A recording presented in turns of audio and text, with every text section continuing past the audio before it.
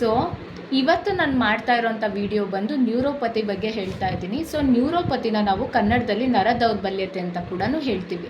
ನರ ದೌರ್ಬಲ್ಯತೆ ಅಂದರೆ ಏನು ಅಂತ ಹೇಳಿದ್ರೆ, ಇವಾಗ ಕಾಲ್ಗಳು, ಇವಾಗ ನೋಡಿ ನಮ್ಮ ದೇಹ ಅಂತ ಹೇಳಿದ್ರೆ ನಮ್ಮ ದೇಹದಲ್ಲಿ ಕಾಲು ಬಂದು ಕೊನೆ ಒಂದು ಅಂಗ ಅಲ್ವಾ. ಸೊ ಆ ಕೊನೆ ಒಂದು ಅಂಗದಲ್ಲಿ ಕೆಲವೊಂದು ಸರಿ ನಮ್ಗೇನಾಗುತ್ತೆ, ಕಾಲೆಲ್ಲ ಒಂಥರ ಬರ್ನಿಂಗ್ ಸೆನ್ಸೇಷನ್ ಅಂತ ಹೇಳ್ತೀವಿ, ಕಾಲೆಲ್ಲ ಉರಿ ಬರ್ತಾ ಇರುತ್ತೆ. ಕೆಲವೊಂದು ಸರಿ ಕೆಲವ್ರಿಗೆ ಏನಾಗುತ್ತೆ, ಚುಚ್ಚಿದಂಗೆಲ್ಲ ಫೀಲ್ ಆಗ್ತಾ ಇರುತ್ತೆ, ಇರುವೆ ಕಚ್ತಾ ಇರೋ ಥರ ಫೀಲ್ ಆಗ್ತಾ ಇರುತ್ತೆ. ಅದಾಗಿದ್ದಾದಮೇಲೆ ಕಾಲೆಲ್ಲ ಒಂಥರ ಜೋವು ಬರ್ತಾ ಇರುತ್ತೆ. ಓಕೆನಾ. ಸೊ ಇದಕ್ಕೆ ಸುಮಾರು ಥರದ್ದು ಇಂಟರ್ನಲ್ ಕಾಸಸ್ ಇರುತ್ತೆ. ಅದೇನು ಅಂತ ಹೇಳಿದ್ರೆ, ಒನ್ ಆಫ್ ದ ರೀಸನ್ ಬಂದು ಡಯಾಬಿಟಿಸ್ ಆಗಿರ್ಬೋದು. ಕಾಲು ಇವಾಗೆಲ್ಲ ಜೋವ್ ಏನಕ್ಕೆ ಬರುತ್ತೆ ಅಂತ ಹೇಳಿದ್ರೆ, ಲ್ಯಾಕ್ ಆಫ್ ಬ್ಲಡ್ ಸರ್ಕ್ಯುಲೇಷನ್ ಅಂತ ಹೇಳ್ತೀವಿ. ಕಾಲುಗಳಲ್ಲಾಗಿರ್ಬೋದು, ಎಂಟೈರ್ ನಮ್ಮ ದೇಹದಲ್ಲಾಗಿರ್ಬೋದು ಸಣ್ಣ ಸಣ್ಣ ನರಗಳಿರ್ತವೆ ಅಲ್ವಾ. ಸೊ ಅಲ್ಲಿ ನಮಗೇನಾಗಬೇಕು, ಬ್ಲಡ್ ಸರ್ಕ್ಯುಲೇಷನ್ ಆಗಬೇಕು. ಯಾವಾಗ ಈ ನ್ಯೂರೋಪತಿ ಆಗುತ್ತೆ, ಸರಿಯಾದ ಪ್ರಮಾಣದಲ್ಲಿ ಬ್ಲಡ್ ಸರ್ಕ್ಯುಲೇಷನ್ ಆಗ್ತಾ ಇರಲ್ಲ. ಆ್ಯಂಡ್ ಆಲ್ಸೋ ಇವಾಗ ನೋಡಿ, ನಮಗೆ ತಲೆ ಬಂದು ನಮ್ಮ ಹಾರ್ಟಿಗೆ ಹತ್ತಿರವಾಗಿರುವಂಥ ಒಂದು ಪಾರ್ಟು. ಇಲ್ಲಿ ನಮ್ಮ ಎದೆ ಭಾಗ ಬಂದು ಅದು ಕೂಡ ಹಾರ್ಟಿಗೆ ಹತ್ತಿರ ಆಗಿರೋವಂಥ ಪಾರ್ಟು.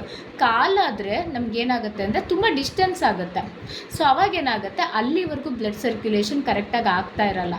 ಆವಾಗ ನಮಗೇನಾಗುತ್ತೆ, ಈ ನ್ಯೂರೋಪತಿ ಅಂತ ನಾವು ಅದನ್ನು ಹೇಳ್ತಾ ಬರ್ತೀವಿ. ಲ್ಯಾಕ್ ಆಫ್ ಬ್ಲಡ್ ಸರ್ಕ್ಯುಲೇಷನ್ ಅಂತ ಹೇಳ್ತೀವಲ್ವ. ಸೊ ಇದಕ್ಕೆ ಒಂದು ಮೇಜರ್ ಕಾರಣ ಏನು ಅಂತ ಹೇಳಿದ್ರೆ ಡಯಾಬಿಟಿಸ್, ಶುಗರ್. ಇದಕ್ಕೆ one of the cos of reason ಏನಕ್ಕೆ ಇದು ಬರುತ್ತೆ ಅನ್ನೋದಕ್ಕೆ.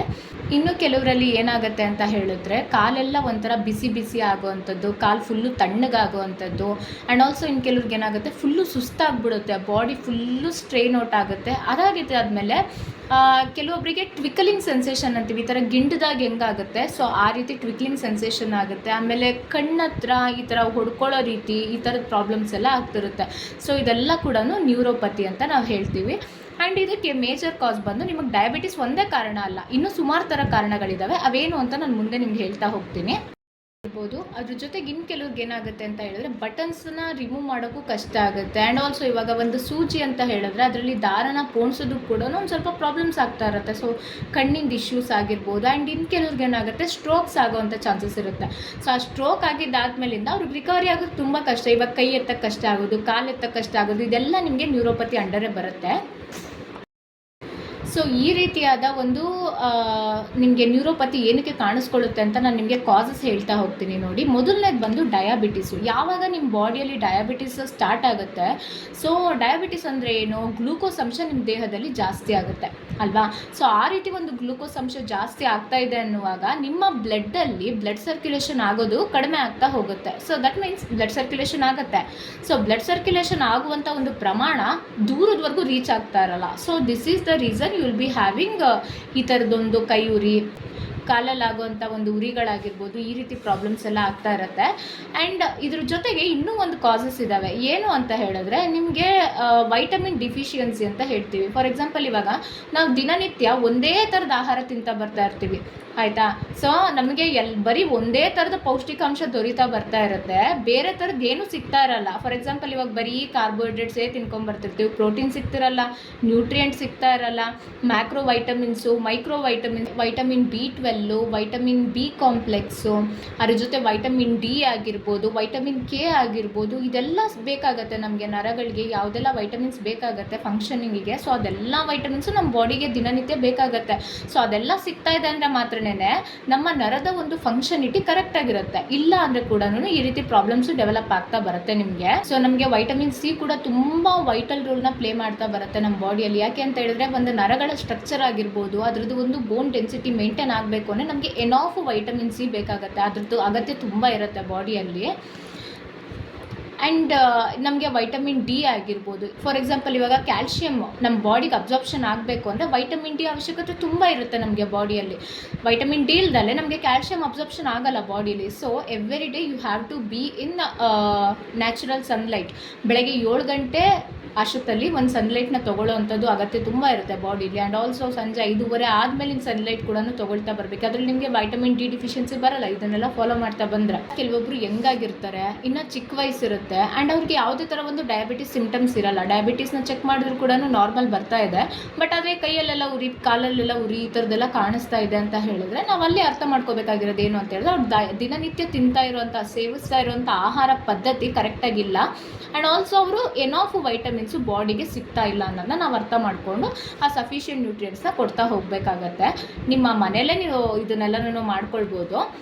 ಆ್ಯಂಡ್ ಇನ್ನೊಂದೇನು ಅಂತ ಹೇಳಿದ್ರೆ ಕೆಲವೊಂದು ಅಡಿಕ್ಷನ್ಸ್, ಈ ಸ್ಮೋಕಿಂಗ್ ಆಗಿರ್ಬೋದು, ಆಲ್ಕೋಹಾಲ್ ಕನ್ಸಪ್ಷನ್ ಆಗಿರ್ಬೋದು, ಇವನ್ನೆಲ್ಲ ಮಾಡ್ತಾ ಬಂದರೆ ಅದರದ್ದೆಲ್ಲ ಎಫೆಕ್ಟ್ ಎಲ್ಲಿಗೆ ಬೀಳ್ತಾ ಹೋಗುತ್ತೆ, ನಮ್ಮ ಒಂದು ನರಗಳ ಮೇಲೆ ಬೀಳ್ತಾ ಹೋಗುತ್ತೆ ಅಲ್ವಾ. ಸೊ ಅವಾಗೇನಾಗುತ್ತೆ, ನರದ ಫಂಕ್ಷನಲಿಟಿ ದುರ್ಬಲತೆ ಒಳಗಾಗ್ತಾ ಬರುತ್ತೆ, ನರ ದೌರ್ಬಲ್ಯತೆ ಸ್ಟಾರ್ಟ್ ಆಗ್ತಾ ಬರುತ್ತೆ. ಕೆಲವ್ರಿಗೆ ಏನಾಗುತ್ತೆ, ಕಾಲಲ್ಲಿ ವೆರಿಕೋಸ್ ವೇನ್ಸ್ ಅಂತ ಆಗುತ್ತೆ. ಯಾವಾಗ ತೂಕ ಜಾಸ್ತಿ ಇರ್ತಾರೆ, ಸೊ ಆ ವೆರಿಕೋಸ್ ವೇನ್ಸ್ ಪ್ರಾಬ್ಲಮ್ಸ್ ಎಲ್ಲ ಬರುತ್ತೆ. ನಾನು ನಿಮ್ಗೆ ಇನ್ನೊಂದು ವೀಡಿಯೋದಲ್ಲಿ ಮೆನ್ಷನ್ ಮಾಡಿ ಹೇಳ್ತೀನಿ, ವೆರಿಕೋಸ್ ವೇನ್ಸ್ ಬಂದರೆ ಏನು ಮಾಡಬೇಕಾಗತ್ತೆ, ಸೊ ಅದೆಲ್ಲನೂ. ಸೊ ಈ ವೆರಿಕೋಸ್ ವೇನ್ಸಿಂದ ಕೂಡ ಅವ್ರಿಗೆ ಒಂದು ಕಾಲಲ್ಲಿ ಒಂದು ಬ್ಲಡ್ ಸರ್ಕ್ಯುಲೇಷನ್ ಪ್ರಾಬ್ಲಮ್ಸ್ ಆಗ್ಬೋದು. ಅದ್ರ ಜೊತೆಗೆ ಪೆರಿಫೆರಲ್ ಆರ್ಟರಿ ಡಿಸೀಸ್ ಅಂತ ಹೇಳ್ತೀವಿ, ನ್ಯೂರೋಪತಿ ಅಂತ ಏನು ಹೇಳ್ತೀವಿ, ಆ ರೀತಿ ಪ್ರಾಬ್ಲಮ್ಸು. ಸೊ ಇದನ್ನ ನಾವು ಯಾವ ರೀತಿ ಮನೆಯಲ್ಲೇ ಒಂದು ಕ್ಯೂರ್ ಮಾಡ್ಕೊಬೇಕು ಅನ್ನೋದು ನಾನು ನಿಮಗೆ ಹೇಳ್ತಾ ಹೋಗ್ತೀನಿ.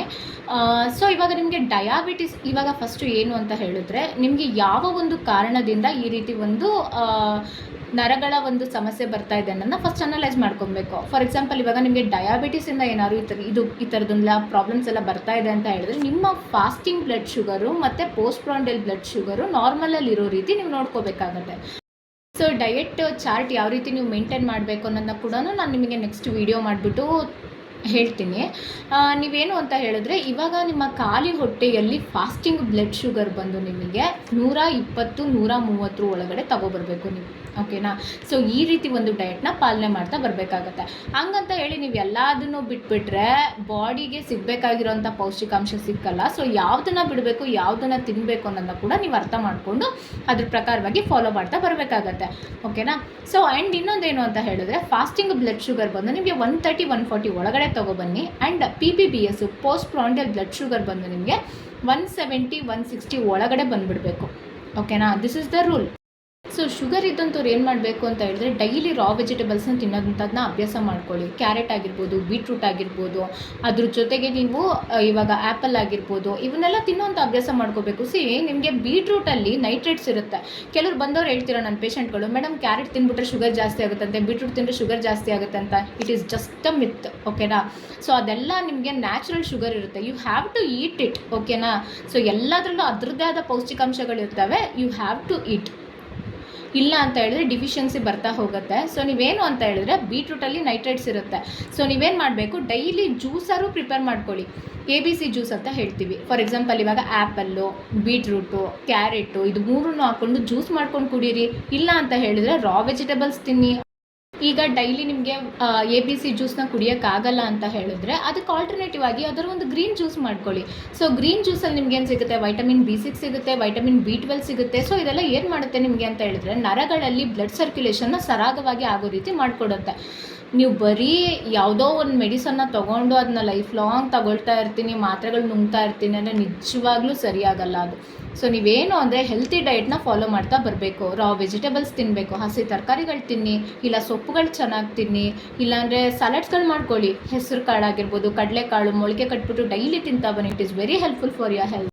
ಕೆಲವ್ರಿಗೆ ನಿದ್ದೆ ಸರಿಯಾಗಿ ಬರ್ತಾ ಇರಲ್ಲ, ಮತ್ತು ಪಾದದಲ್ಲಿ ಉರಿ, ಸಿಕ್ಕಾಪಟ್ಟೆ ಉರಿ ಬರ್ತಾ ಇದೆ ಮೇಡಮ್, ನನಗೆ ನಿದ್ದೆ ಬರ್ತಾ ಇಲ್ಲ ಅಂತ ಎಷ್ಟೋ ಜನ ಬರ್ತೀರ ನನ್ನ ಹತ್ರ ಕೇಳಿಕೊಂಡು. ಸೊ ಅಂಥವ್ರಿಗೆ ಏನಿರುತ್ತೆ, ಮೆಗ್ನೀಷಿಯಮ್ ಕೊರತೆ ಇರುತ್ತೆ ಬಾಡಿಯಲ್ಲಿ. ಸೊ ಆ ಮೆಗ್ನೀಷಿಯಮ್ ಎಲ್ಲಿಂದ ಸಿಗುತ್ತೆ ನಿಮಗೆ, ಹಸಿ ಸೊಪ್ಪಲ್ಲಿ ಸಿಗುತ್ತೆ ಅಲ್ವಾ. ಸೊ ಸೊಪ್ಪನ್ನ ಪಲ್ಯ ಮಾಡ್ಕೊಳ್ತೀನಿ. ಸುಮಾರು ಸೊಪ್ಪುಗಳಲ್ಲಿ ಮೆಗ್ನೀಷಿಯಮ್ ತುಂಬ ಹೇರಳವಾಗಿರುತ್ತೆ. ಸೊ ನೀವೇನು ಮಾಡಬೇಕು, ಸೊಪ್ಪಿನ ಪಲ್ಯಗಳು ಮಾಡ್ಕೊಂಡು ತಿನ್ನಬೇಕು. ಆವಾಗಲೇ ನಿಮ್ಗೆ ಹೇಳಿದೆ, ಏನು ಅಂತ ಹೇಳಿದ್ರೆ ಕಣ್ಣಲ್ಲಿ ನಿಮಗೆ ಟ್ವಿಕ್ಲಿಂಗ್ ಸೆನ್ಸೇಷನ್ ಆಗಿರ್ಬೋದು, ಇಲ್ಲ ಅಂತ ಹೇಳಿದ್ರೆ ಒಂದು ಗಿಂಡೋ ಥರದೊಂದು ಆಗ್ತಾ ಇರುತ್ತೆ ನಿಮಗೆ ಕೈಗಳಲ್ಲಾಗಿರ್ಬೋದು, ಕಾಲುಗಳಲ್ಲಾಗಿರ್ಬೋದು.